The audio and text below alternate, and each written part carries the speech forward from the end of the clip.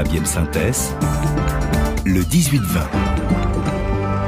Le monde d'après de Jean Marfour. Jean-Marc, le président iranien Ebrahim Raïssi est attendu demain matin à Pékin. Il vient de partir, il vient de prendre l'avion. Après la confirmation de la livraison d'armes iraniennes à Moscou, donc voici le rapprochement de Téhéran avec Pékin. Il est tentant d'y voir l'affirmation d'un axe du mal anti-occidental, Russie, Chine, Iran.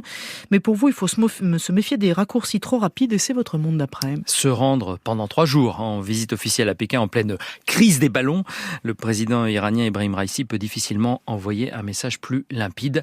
La Chine est mon ami et le rapprochement a bien les formes d'un triangle Moscou-Pékin-Téhéran. Il est apparu au grand jour en septembre dernier lorsque l'Iran a été chaleureusement accueilli au sein de l'OCS, l'Organisation de coopération de Shanghai, et depuis la relation triangulaire n'a cessé de progresser. Téhéran et Moscou, on le sait, font commerce des armes, drones Shahed iraniens déjà vendus par centaines à la Russie, vente de missiles également à l'étude, et dans l'autre sens, Moscou pourrait livrer des avions Sukhoi à Téhéran. On dit aussi les relations entre Vladimir Poutine et l'ayatollah Khamenei excellentes. Autre côté du triangle, Pékin soutient implicitement Moscou en Ukraine en dénonçant la responsabilité de l'OTAN et en refusant de condamner l'invasion russe. Et la Chine achète, sans ciller, du pétrole russe comme du pétrole iranien. Donc oui, il y a un axe entre les 3 capitales, cimenté par la conviction partagée du bien fondé des régimes autoritaires et des techniques de contrôle social de la population, et par le sentiment d'avoir un ennemi commun, l'Occident et en particulier les États-Unis. C'est donc bien une alliance anti-occidentale qui entend proposer une idéologie et un modèle alternatif au reste de la planète. Donc c'est un club de dictateurs. Oui et non, c'est idéologique, mais c'est surtout prosaïque. Cet axe est d'abord guidé par les circonstances et les intérêts économiques du moment. Sur le pétrole d'abord, l'Iran et la Russie, sous sanctions occidentales, ont besoin de vendre leur pétrole, fût-ce à prix réduit. C'est toujours mieux que rien, ça fait rentrer de l'argent dans les caisses.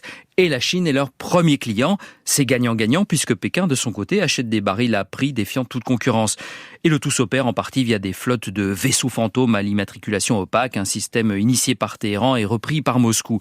Mais ça va au-delà du pétrole, c'est une coopération économique plus globale. En contrepartie de ces drones, l'Iran a obtenu un accès plus large au marché russe sur l'industrie des transports. Et Téhéran a aussi signé un accord de coopération commerciale sur 25 ans avec Pékin, désormais son premier partenaire économique.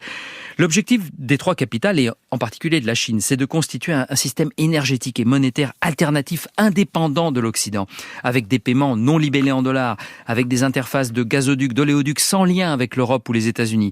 Et cet objectif rejoint évidemment aussi le grand projet chinois des nouvelles routes de la soie. Donc axe du mal ou pas axe du mal ? C'est quand même une facilité de langage dont il faut sans doute se méfier.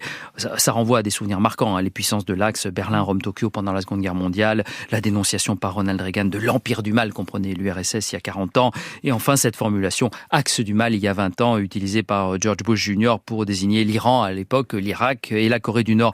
C'est une vision western, très américaine, nous sommes les bons, ils sont les méchants. Mais cette formulation empêche de penser. D'abord, elle empêche de voir les désaccords potentiels au sein de cette alliance. L'Iran reste quand même méfiante envers la Russie. Ses ambitions dans le Caucase, sa puissance énergétique, sa tendance expansionniste. Plusieurs sources d'ailleurs nous l'indiquent, il y a des divisions au sein du pouvoir iranien sur l'aide militaire à la Russie. Téhéran se méfie également de la volonté de la Chine de ménager, cette fois, l'Arabie Saoudite et les Émirats, ses grands rivaux dans la région. Le président chinois Xi Jinping était à Riyad en décembre dernier. Enfin, dernier côté du triangle, le soutien de Pékin à Moscou pourrait très bien s'effriter si la Russie reculait militairement.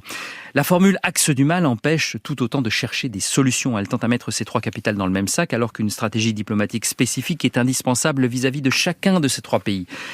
Donc pour combattre l'influence de ces 3 régimes autoritaires, il faut d'abord comprendre et admettre ce qui les unit, un certain rejet de l'Occident, répétons-le, et des intérêts économiques communs, et ensuite chercher à faire diverger leurs chemins, plutôt que de s'enferrer dans une logique guerrière du bien contre le mal.